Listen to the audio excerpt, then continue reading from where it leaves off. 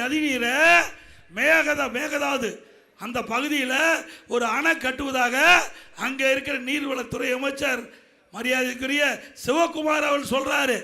அவரை கூட்டிட்டு வந்து பிரச்சாரம் பண்றாரு.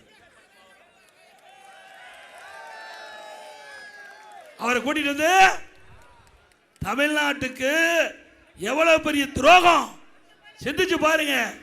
இவளுக்கு அதிகாரம் தான் முக்கியம், நாட்டு மக்கள் முக்கியம் அல்ல.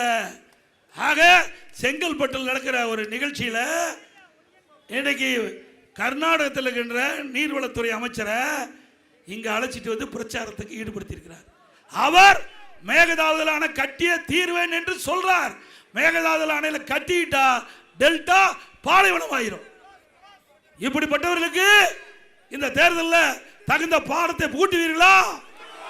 நல்லா சத்தமா சொல்லுங்க. எவ்வளவு கொடுமை! நமக்கு துரோகம் செய்கின்றவர்கள், நமக்கு வருகின்ற நீரை தடுத்து நிறுத்த வேண்டும் என்று சபதம் இடுகின்றவர், அவரோடு பிரச்சாரம் செய்கின்ற முதலமைச்சர் மீண்டும் ஆட்சி வருவதற்கு துடிக்கிறார். அதற்கு நீங்கள் சந்தர்ப்பம் கொடுப்பீங்களா?